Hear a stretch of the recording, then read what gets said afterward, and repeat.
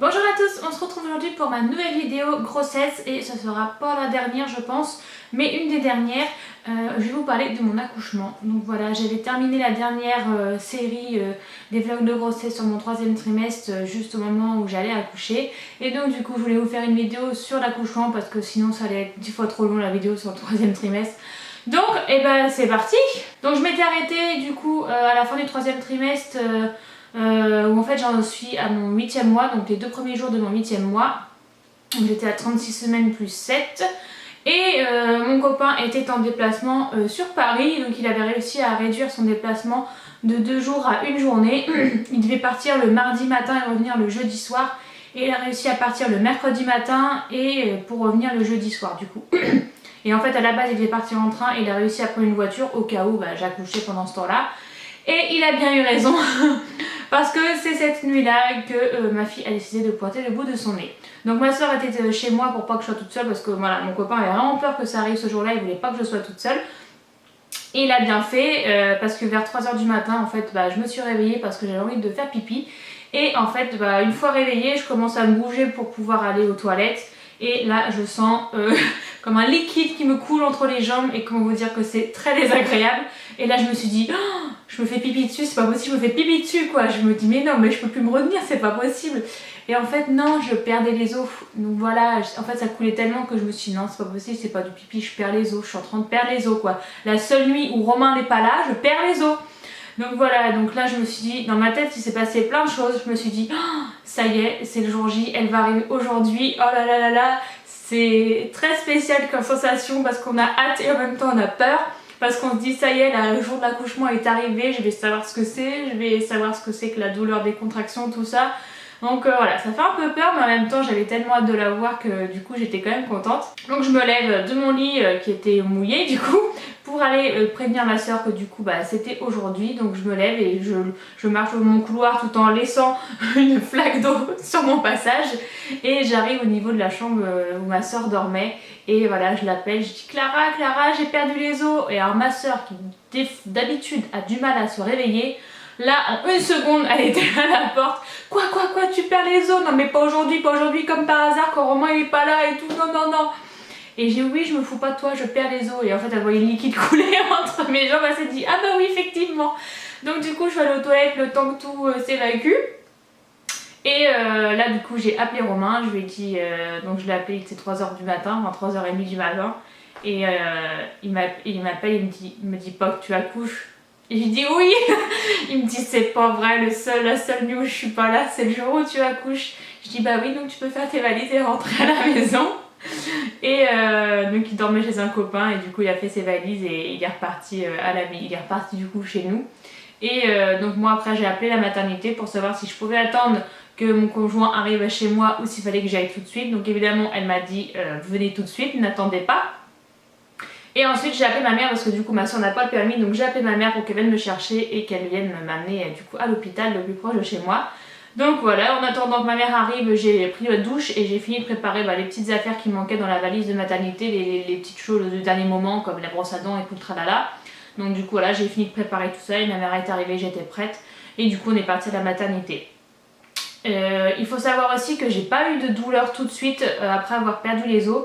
J'ai peut-être mis 3/4 d'heure, 1 heure à commencer à ressentir les douleurs des contractions. Et là oui ça fait mal.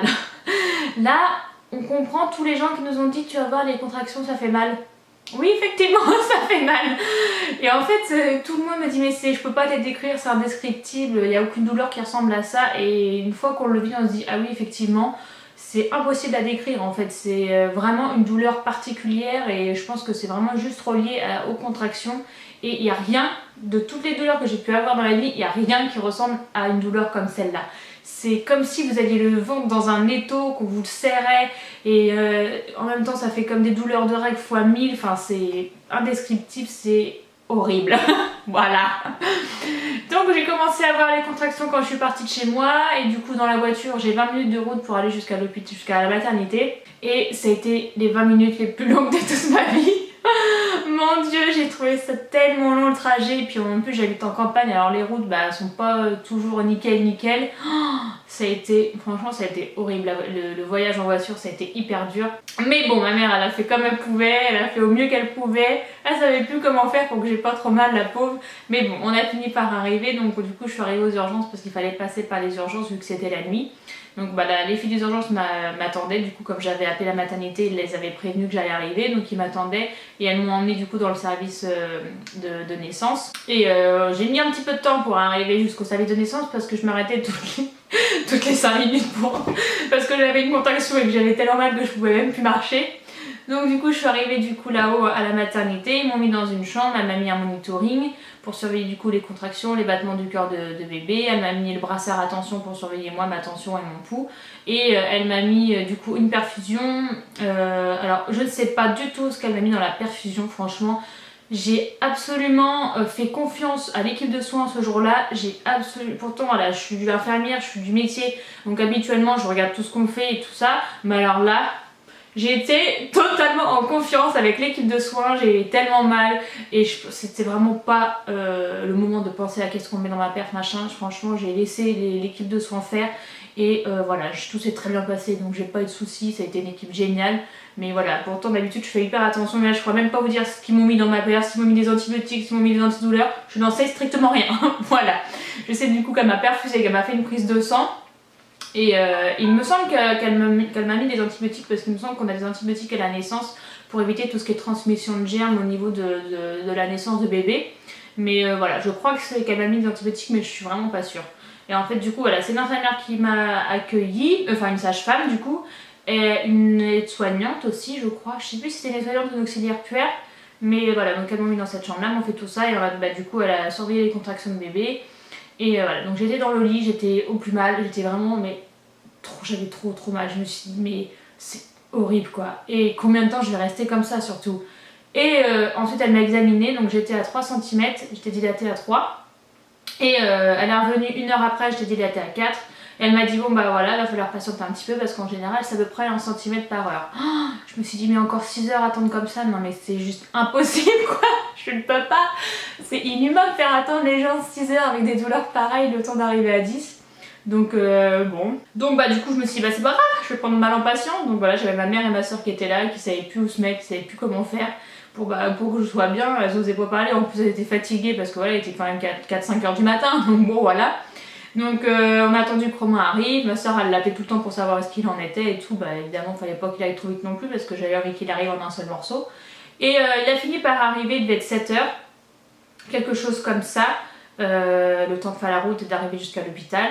Et du coup bah, à ce moment là ma mère et ma soeur sont parties et en fait bah, quand il est arrivé la sage-femme m'a dit bah, de toute façon vous êtes dilatée presque à 10 donc je vais vous passer en salle de naissance tout de suite, si vous voulez la péridurale on va aller la faire et tout ça.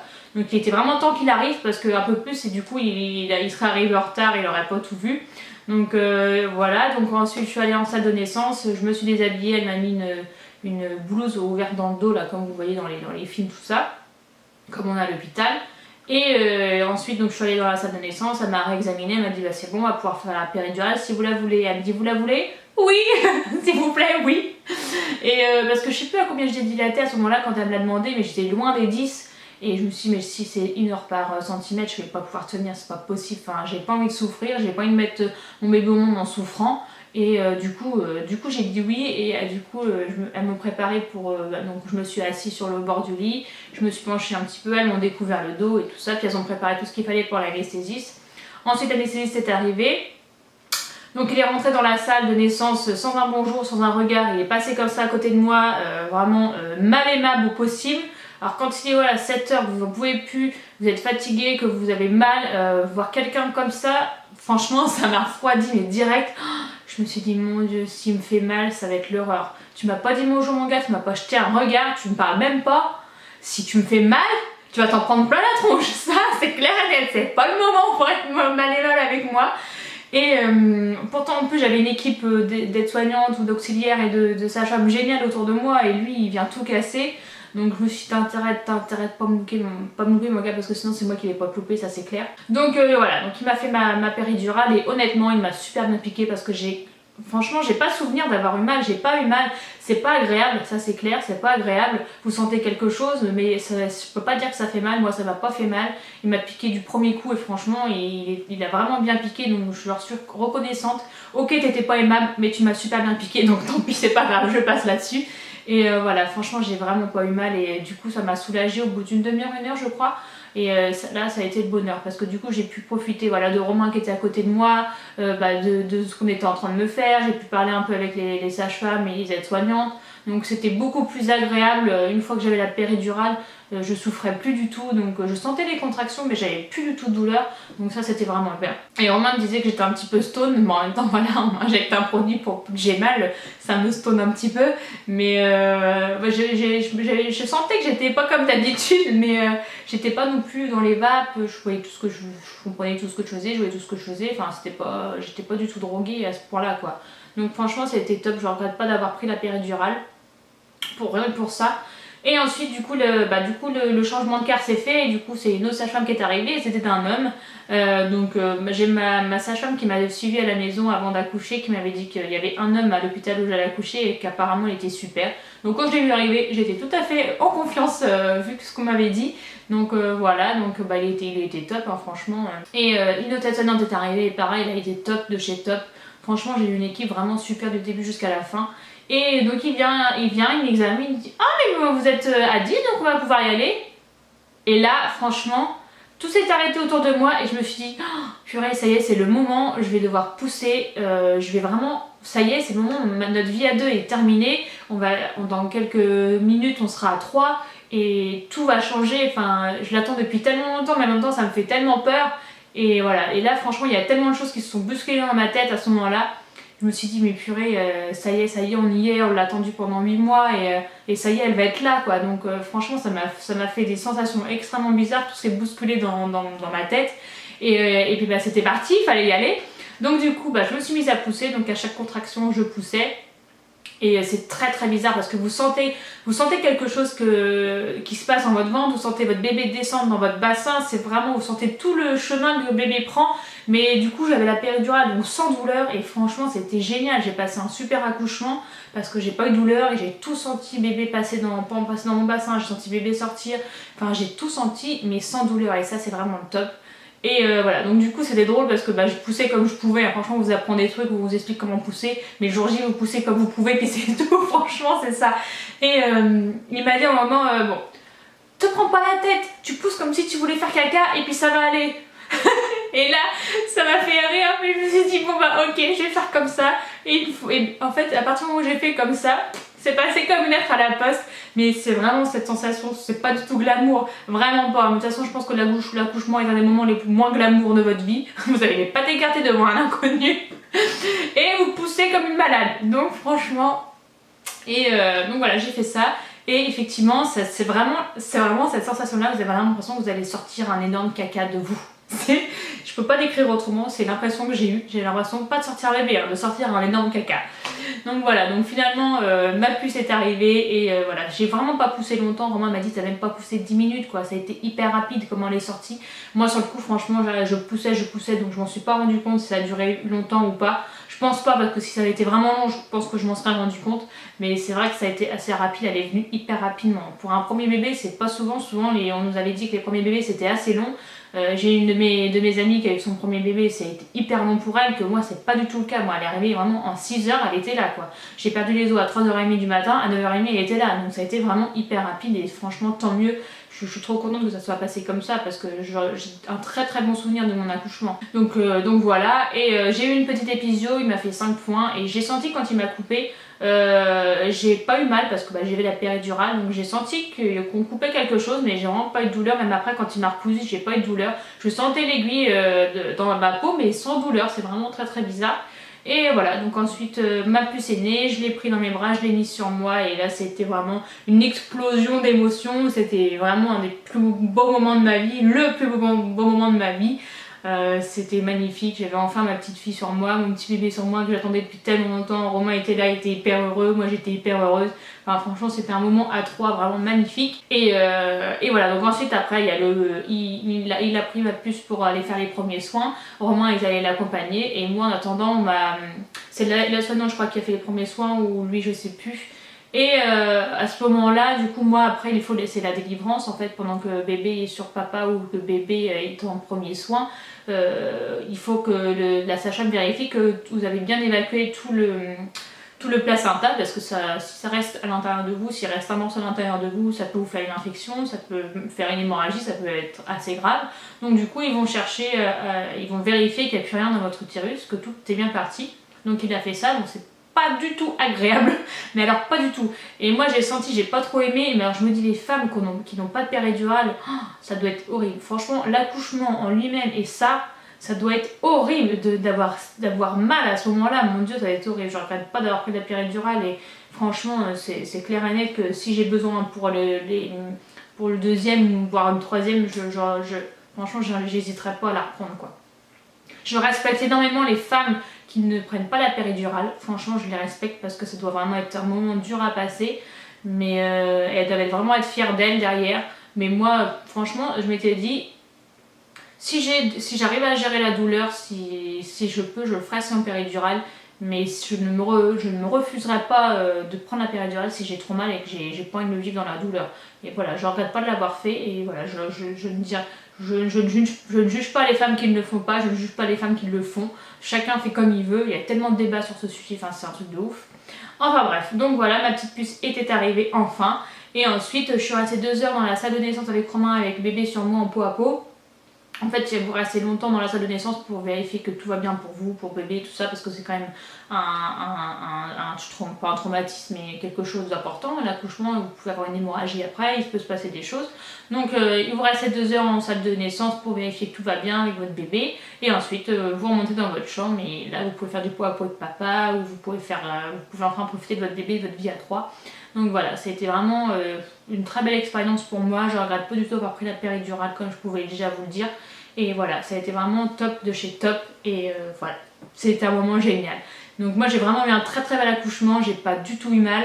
Et ça a été assez rapide comme je vous l'ai déjà dit. Je sais qu'il y en a c'est pas du tout le cas. Et c'est pour ça que je voulais aussi faire une vidéo sur ça parce que faut pas écouter que les vidéos des accouchements qui se passent mal, qui sont longs, que les femmes ont mal, ou crient, que non, il n'y a pas que ça, il y a aussi des accouchements qui se passent très bien et j'en suis la preuve. Donc voilà, faut vraiment pas avoir l'angoisse de votre accouchement, ça se passera comme ça se passera. Moi je m'étais dit, j'avais un peu peur de la césarienne, hein. Je vous le cache pas, si j'avais eu une césarienne j'aurais été un peu déçue parce que du coup on vit pas l'accouchement comme un vrai accouchement. Mais les ventouses ou les forceps et tout ça, franchement je m'étais dit mais je m'en fous.